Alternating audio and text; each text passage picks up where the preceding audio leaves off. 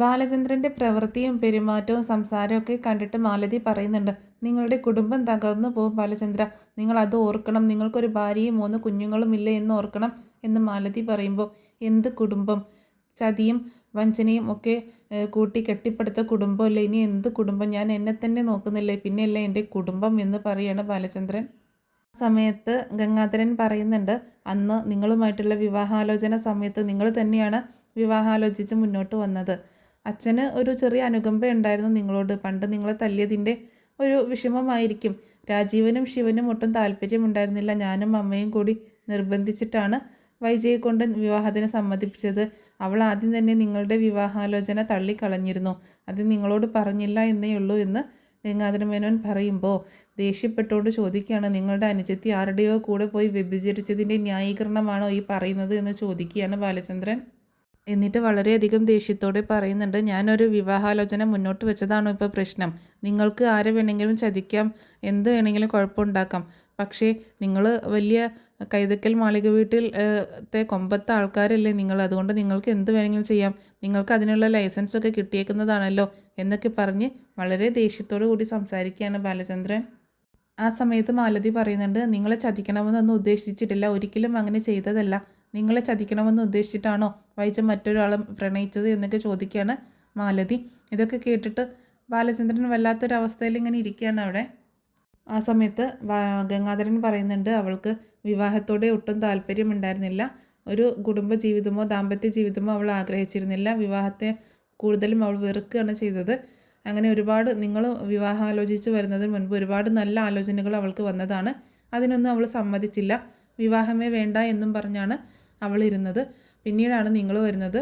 അച്ഛന് ഒരു ചെറിയ അനുകൂലം ഉണ്ടായിരുന്നു, പക്ഷേ രാജീവനും ശിവനും ഒന്നും ഒട്ടും താല്പര്യമുണ്ടായിരുന്നില്ല. പിന്നെ ഞാനും അമ്മയും ഒക്കെ കൂടി നിർബന്ധിച്ചു എന്നൊക്കെ പറയാണ് ഗംഗാധരൻ. ആ സമയത്ത് വളരെ പൊട്ടിത്തെറിച്ചുകൊണ്ട് ബാലചന്ദ്രൻ പറയുന്നുണ്ട്, ഇഷ്ടമല്ലെങ്കിൽ വിവാഹത്തിന് താല്പര്യമില്ല എന്ന് പറയണമായിരുന്നു, അല്ലാതെ എന്നോട് ഇങ്ങനെ വഞ്ചന കാണിക്കായിരുന്നില്ല വേണ്ടത്. ഇപ്പോൾ നിങ്ങളുടെ പെങ്ങളെ വിവാഹം ആലോചിച്ച് വന്ന് പിന്നെ നിങ്ങളുടെ പെങ്ങളെ ഞാൻ വന്ന് കുതിരപ്പുറത്ത് കയറ്റി കടത്തിക്കൊണ്ടുപോയതൊന്നും അല്ലല്ലോ. വിവാഹം ആലോചിച്ച് വന്ന് മുഹൂർത്തം നിശ്ചയിച്ച് നിശ്ചയവും വിവാഹവും ഒക്കെ നിശ്ചയിച്ച മുഹൂർത്തത്തിന് തന്നെ നടത്തി. അങ്ങനെയല്ലേ ഞാൻ കൊണ്ടുപോയത്. എന്നിട്ട് എൻ്റെ മേൽ കുറ്റം ആരോപിക്കുന്നു. ഇത് ചെറ്റത്തരമാണ് നിങ്ങൾ കാണിക്കുന്നത് എന്ന് പറഞ്ഞുകൊണ്ട് സംസാരിക്കുകയാണ് ബാലചന്ദ്രൻ. ബാലചന്ദ്രൻ്റെ സംസാരം അതിര് കടക്കുന്നു എന്ന് തോന്നിയ Gangadhara Menon mind your words, stop it എന്നൊക്കെ പറഞ്ഞ് അയാളുടെ നേരെ ഒച്ചയെടുക്കുകയാണ്. ആ സമയത്ത് മാലതി പറയുന്നുണ്ട്, ഗംഗേട്ട വേണ്ട, ഞാൻ സംസാരിച്ചോളാം ബാലചന്ദ്രനോട് എന്ന് പറയുന്ന ആ സമയത്ത് ഗംഗാധര മേനോൻ പുറത്തേക്ക് പോവുകയാണ്. പിന്നീട് മാലതി സംസാരിക്കുന്നുണ്ട് ബാലചന്ദ്രനോട്. ബാലചന്ദ്ര ഇരിക്കുക എന്ന് പറഞ്ഞ് അങ്ങനെ പിടിച്ചിരുത്തുന്നുണ്ട്. പിടിച്ചിരുത്തൽ ഇരിക്കാൻ നിർബന്ധിക്കുകയാണ്. അങ്ങനെ അവിടെ ഇരുന്നിട്ട് മാലതി പറയുന്നുണ്ട്, ഗംഗേട്ടൻ പറഞ്ഞത് ശരിയാണ്. ഗംഗേട്ടൻ നിങ്ങളോട് ദേഷ്യം ഉണ്ടായിട്ട് പറഞ്ഞതല്ല. അവൾക്ക് ഇഷ്ടമല്ലായിരുന്നു കല്യാണത്തിന്. അത് മറ്റൊരാളുടെ കുടുംബജീവിതം തകർക്കണ്ട എന്ന് കരുതിയിട്ടാണ്. കാരണം മറ്റൊരാളെ ഭർത്താവായി കാണാനോ അയാളുടെ രീതിയിൽ ജീവിക്കാനോ ഒന്നും സാധിക്കത്തില്ല എന്ന് അവൾക്ക് നല്ല ഉറപ്പുണ്ടായിരുന്നു. അതുകൊണ്ടാണ് അവൾ അതിനെ തയ്യാറാവാതെ ഇരുന്നത് എന്ന് പറയുമ്പോൾ ബാലചന്ദ്രൻ പറയുന്നുണ്ട്, ആ വാക്ക് അവൾ ഇന്നും പാലിക്കുന്നുണ്ട്. ഒരു ഭർത്താവ് എന്ന ഒരു സ്നേഹമോ പരിഗണനയോ റെസ്പെക്റ്റോ ഒന്നും തന്നെ ഇന്നും എനിക്ക് അവളിൽ നിന്ന് കിട്ടിയിട്ടില്ല എന്ന് പറയാണ് ബാലചന്ദ്രൻ. ആ സമയത്ത് മാലതി പറയുന്നുണ്ട്, അത് നിങ്ങളോടുള്ള സ്നേഹക്കുറവ് കൊണ്ടല്ല ബാലചന്ദ്ര, അവൾക്ക് മറ്റൊരാളെ അങ്ങനെ സ്നേഹിക്കാനോ ഒന്നും കഴിയില്ല. കാരണം അവൾക്ക് തന്നെ അറിയാം, അവളുടെ മനസ്സിന് ആ 23 വർഷങ്ങൾക്ക് മുൻപ് ഏറ്റ ഒരു മുറിവ് ഇതുവരെ ഉണങ്ങിയിട്ടില്ല. മലിനപ്പെട്ടവളാണ് എന്നുള്ള ഒരു ചിന്ത അവളുടെ മനസ്സിലുള്ളത് കൊണ്ട് അവൾക്ക് അവളെ തന്നെ സ്നേഹിക്കാൻ കഴിയില്ല. അതുകൊണ്ടാണ് അവൾ അങ്ങനെയൊക്കെ പെരുമാറുന്നത് എന്നൊക്കെ പറയാണ്. വൈജയ് ഇങ്ങനെ സപ്പോർട്ട് ചെയ്ത് സംസാരിക്കുകയാണ് മാലതി. അപ്പോൾ ബാലചന്ദ്രൻ പറയുന്നുണ്ട്, അവളുടെ സ്വഭാവം എനിക്ക് മനസ്സിലായി. അവളുടെ മാത്രമല്ല, നിങ്ങളുടെ ഓരോരുത്തരുടെയും സ്വഭാവം എനിക്ക് മനസ്സിലായി. നിങ്ങളൊക്കെ നിങ്ങളുടെ സ്വന്തം നിലനിൽപ്പിന് വേണ്ടിയിട്ട് ആരെ വേണമെങ്കിലും ഒറ്റിക്കൊടുക്കും, കുതികാൽ വെട്ടും, എന്ത് വഞ്ചനയും നിങ്ങൾ കാണിക്കും. നിങ്ങളെ ഓരോരുത്തരെയും എനിക്ക് ശരിക്കും മനസ്സിലായിട്ടുണ്ട്. നിങ്ങൾ വേണമെങ്കിൽ ചവിട്ടി താഴ്ത്ത് വരെ ചെയ്യും ഓരോരുത്തരെയും എന്നൊക്കെ പറയാണ് ബാലചന്ദ്രൻ. ആ സമയത്ത് മാലതി പറയുന്നുണ്ട്, അങ്ങനെ അടച്ചാക്ഷേപിക്കരുത് ബാലചന്ദ്രൻ. ഞാൻ കൈതക്കൽ മാളിക വീട്ടിൽ ജനിച്ച് വളർന്നവളല്ല, ഞാൻ അവിടെ വന്ന് കയറിയവളാണ്. അതുകൊണ്ട് എനിക്ക് ആരെയും വെള്ളപൂശേണ്ട കാര്യമില്ല. അവളുടെ ജീവിതത്തിൽ എന്താണ് സംഭവിച്ചത് എന്നുള്ളത് പ്രത്യക്ഷമായും പരോക്ഷമായും എനിക്ക് തന്നെ അറിയാവുന്ന കാര്യങ്ങളാണ്. കുറേയൊക്കെ ആഗ്രയിൽ വന്നത് മുതലുള്ള കാര്യങ്ങൾ. അതുകൊണ്ട് ഞാൻ പറയുന്നത് ക്ഷമയോടെ ഒന്ന് കേൾക്കാനുള്ളൊരു മനസ്സ് കാണിക്കണം എന്ന് ബാലചന്ദ്രനോട് പറയാണ് മാലതി. പിന്നീട് ഗംഗാധരൻ വൈജയെ ഫോൺ ചെയ്യുന്നുണ്ട്. ആ ഗംഗേട്ട എന്താണെന്ന് ചോദിക്കുമ്പോൾ, നീ മാലതിയെ വിളിച്ചിരുന്നു എന്ന് പറഞ്ഞു. ബാലചന്ദ്രൻ വിളിച്ചിരുന്നോ എന്ന് ചോദിച്ചിട്ട് ഞാൻ വിളിച്ചിരുന്നു ഗംഗേട്ടാ. എന്തിനാ നീ അങ്ങനെ ചോദിച്ചത്? ഒന്നുമില്ല, ഞാൻ ചുമ്മാ ചോദിച്ചതാണ്. എന്നാലും എന്തെങ്കിലും ഒരു കുഴപ്പമുണ്ടല്ലോ എന്നൊക്കെ ചോദിക്കുന്നുണ്ട്. പിന്നെ എന്തൊക്കെയാണ് വിശേഷം, വീട്ടിലെ വിശേഷങ്ങൾ എന്തൊക്കെയാണ്, അമ്മയ്ക്ക് എങ്ങനെയുണ്ട് എന്നൊക്കെ ചോദിക്കുമ്പോൾ അമ്മയ്ക്ക് കുഴപ്പമൊന്നുമില്ല, നടക്കാറായി എന്ന് പറയുന്നുണ്ട്. ഗംഗേട്ടൻ്റെ മാലതി ചേച്ചിയും കൂട്ടിയിട്ട് ഇങ്ങോട്ടേക്കൊന്ന് വന്നൂടെ?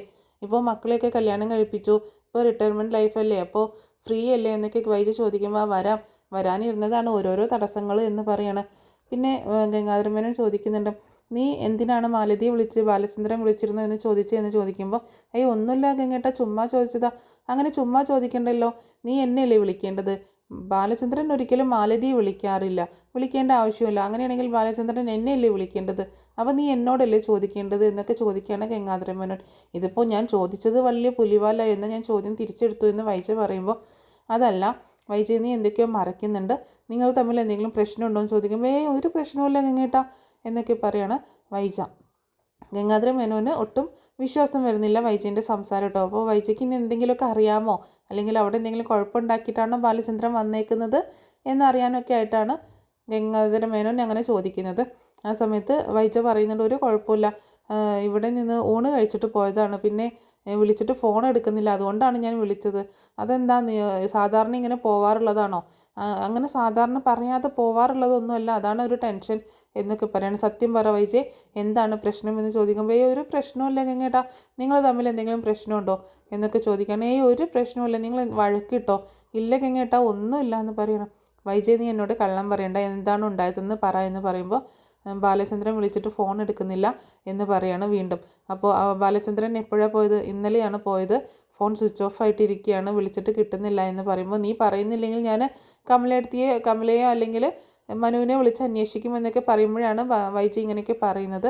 അപ്പോൾ ഗംഗാധര മേനോൻ പറയുന്നുണ്ട്, 3 കാര്യങ്ങൾ കൊണ്ടാണ് ഒരു പക്ഷേ ഫോൺ എടുക്കാത്തതെന്ന് പറയുമ്പോൾ, ഒന്നുകിൽ നിങ്ങൾ തമ്മിൽ എന്തെങ്കിലും പ്രശ്നം ഉണ്ടായി കാണാം, നിങ്ങൾ തമ്മിലുള്ള പിണക്കമായിരിക്കും, നിന്നോടുള്ള ദേഷ്യമായിരിക്കും ഫോൺ എടുക്കാത്തത്, അല്ലെങ്കിൽ ഇങ്ങനെ എന്തെങ്കിലും ബിസിനസ് ആവശ്യമായിട്ട് പോയതായിരിക്കും, അങ്ങനെയുള്ള കാര്യങ്ങളൊക്കെ പറയാണ്.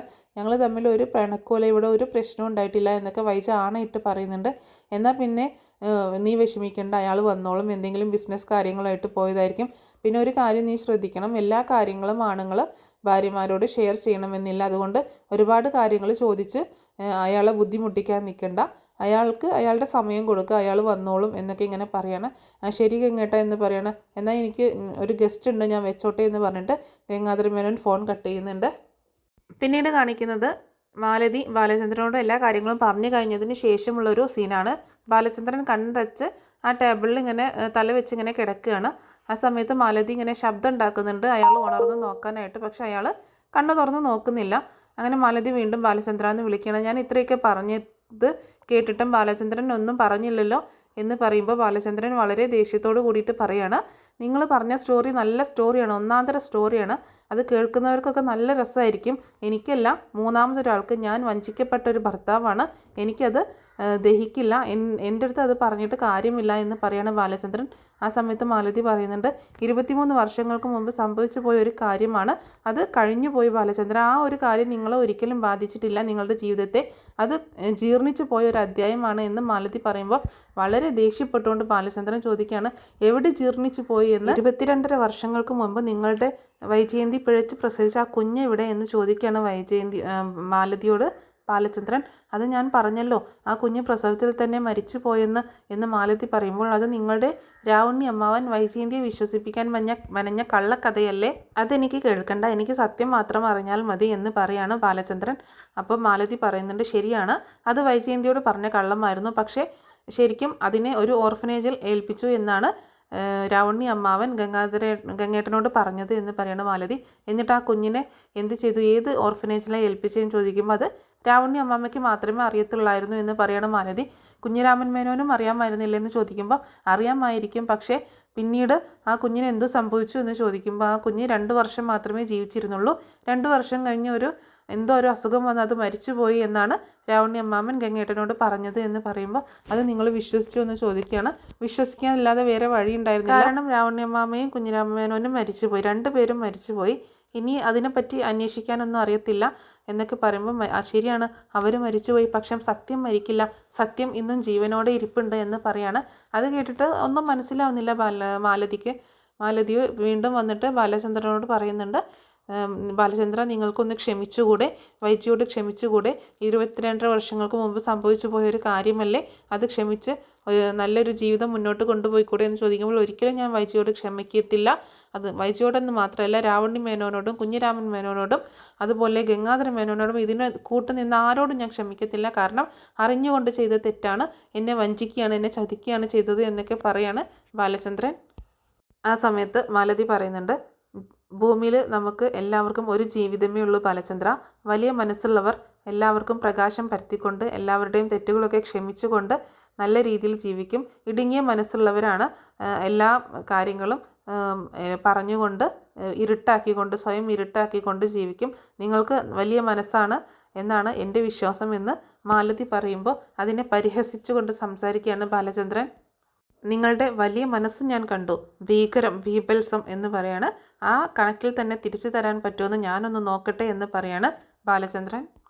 മാലതി വീണ്ടും വന്ന് ബാലചന്ദ്രനോട്, ബാലചന്ദ്ര പക കൊണ്ട് നമ്മളൊന്നും നേടുന്നില്ല എന്നൊക്കെ പറഞ്ഞ് വീണ്ടും സംസാരിക്കാൻ തുടങ്ങുമ്പോൾ, നിങ്ങളുടെ ഭർത്താവിനെ വിളിക്ക്, എനിക്ക് പോകണം എന്ന് പറയുമ്പോൾ മാലതി വീണ്ടും എന്തോ പറയാൻ ശ്രമിക്കുകയാണ്. നോ മോർ ആർഗ്യുമെൻറ്റ്സ് എന്ന് പറഞ്ഞ് കൈ ചൂണ്ടുകയാണ്. പെട്ടെന്ന് ഭയന്നു പോയി മാലതി ഗംഗേട്ടനെ വിളിക്കാനായിട്ട് പുറത്തേക്ക് പോവുകയാണ്.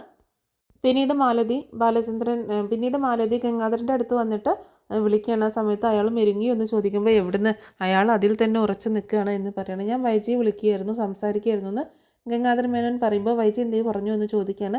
വൈജിക്ക് യാതൊരു സംശയവുമില്ല ബാലചന്ദ്രൻ ഇങ്ങോട്ടേക്കാണ് വന്നത് എന്നുള്ളതിനെ പറ്റിയിട്ട്. കാരണം അവൾക്കൊന്നും അറിയത്തില്ല. പക്ഷേ ബാലചന്ദ്രൻ മാത്രം ഇതെങ്ങനെ അറിഞ്ഞു എന്നിങ്ങനെ അന്വേഷിക്കുകയാണ് രണ്ടുപേരും. അപ്പോൾ അതിനെപ്പറ്റി ഇങ്ങനെ സംസാരിക്കുന്നുണ്ട്. കാരണം അപ്പോൾ മാലതി ചോദിക്കുന്നുണ്ട്, ആ 2 വർഷം കഴിഞ്ഞ് ആ കുഞ്ഞ് മരിച്ചുപോയി എന്ന് പറഞ്ഞില്ല, അത് സത്യമായിരുന്നു എന്ന് ചോദിക്കുമ്പോൾ രാവണ്യമ്മയ്ക്ക് നമ്മളോട് കള്ളം പറയേണ്ട ഒരു കാര്യവുമില്ലല്ലോ എന്ന് പറയാണ്. പക്ഷേ എനിക്ക് തോന്നുന്നത് ആ കുഞ്ഞ് മരിച്ചിട്ടില്ല, അമ്മാമ്മ പറഞ്ഞത് കള്ളമായിരിക്കും എന്നാണ്. പിന്നെ എങ്ങനെ ഇവരറിഞ്ഞു, ഈ ഒരു ബാലചന്ദ്രൻ മാത്രം ഈ സത്യം അറിഞ്ഞു എന്ന് ചോദിക്കുമ്പോൾ ഗംഗാധര മേനോൻ പറയുന്നുണ്ട്, ഈ കാര്യം അറിയാവുന്നത് അച്ഛനും അമ്മയ്ക്കും രാവണ്യമ്മയ്ക്കും എനിക്കും ശിവനും രാജീവനും മാത്രമാണ്, കമലയ്ക്ക് പോലും ഒന്നും അറിയത്തില്ല എന്ന് പറയണം. പിന്നെ അപ്പോൾ പറയുന്നുണ്ട്, ശാസ്ത്രമംഗലത്തുള്ള ആരെങ്കിലും കണ്ടിട്ടുണ്ടാവുമോ ബാലചന്ദ്രൻ എന്ന് മാലതി ചോദിക്കുമ്പോൾ അതിനൊരു വഴിയില്ല, അവരൊക്കെ വിദേശത്താണ് നിൽക്കുന്നത്, വീട്ടിലുള്ളത് ചെറിയ മകൾ മാത്രമാണ് എന്ന് പറയണം.